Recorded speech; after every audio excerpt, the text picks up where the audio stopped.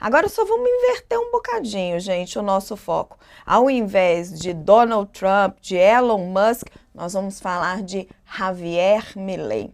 Deixa eu mostrar para vocês uma apuração que eu fiz um pouco antes de entrar no jornal.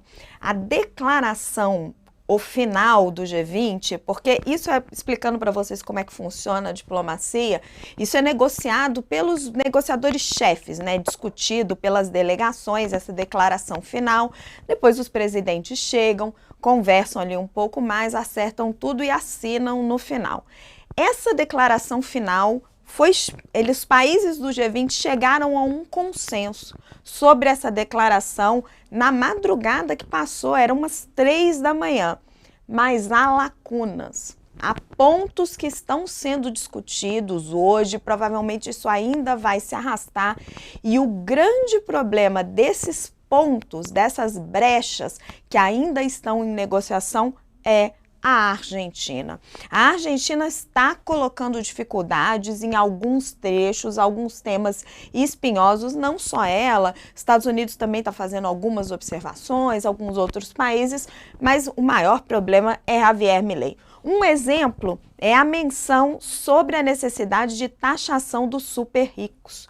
Um assunto que já havia sido acordado entre os ministros das finanças do G20 em julho, e que agora está encontrando resistências de Milei. Mas quem tem mais informações sobre isso, direto do Rio de Janeiro, que está acompanhando essas negociações madrugada dentro, é ela, Letícia Casado. Oi, Letícia, seja muito bem-vinda. Eu imagino quão cansada você deve estar, minha amiga, porque essas reuniões de cúpula são uma correria para cobrir. Será que a Letícia me escuta? Que as conexões estão difíceis, né? A gente já consegue falar com ela ou ainda não?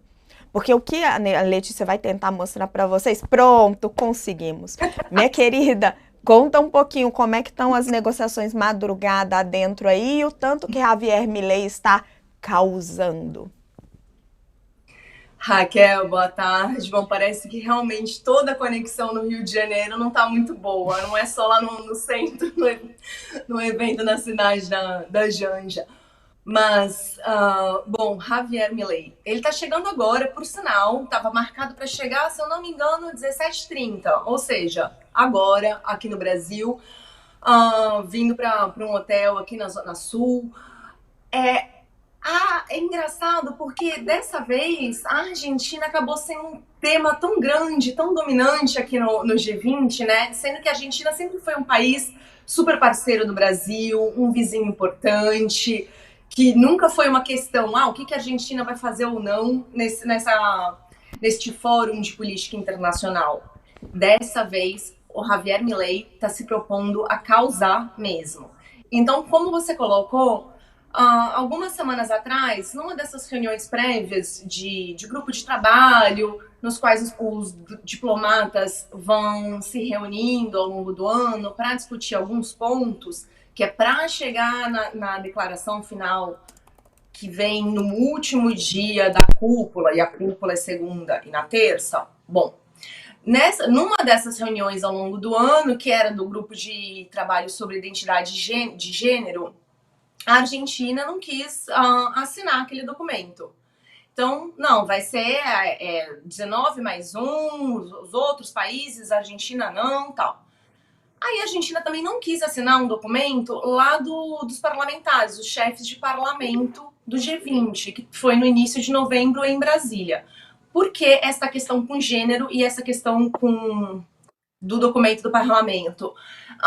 Ambas tratam sobre a Agenda 2030, elas estão ligadas à Agenda de 2030 da ONU, que é o quê? Uma série de objetivos por um mundo mais sustentável, vamos melhorar o planeta Terra, vamos todos assinar um documento que é para a gente chegar lá em 2030. Esse documento tem 17 objetivos e mais acho que 170 metas dentro dele. A Argentina, ela se opõe. Por que ela se opõe? Ela não quer saber da ONU. A ONU faz parte desse esquema globalista, como este grupo de líderes chama, né? A ONU é uma organização que é para basicamente impor socialismo no mundo, né? Quase isso. Então, o Trump é o principal expoente desse grupo, e assim como ele, o Milei, o Jair Bolsonaro já se posicionou contra, a gente vê alguns líderes que têm essa mesma visão de mundo, que são anti-globalismo, anti-globalização, no caso, né?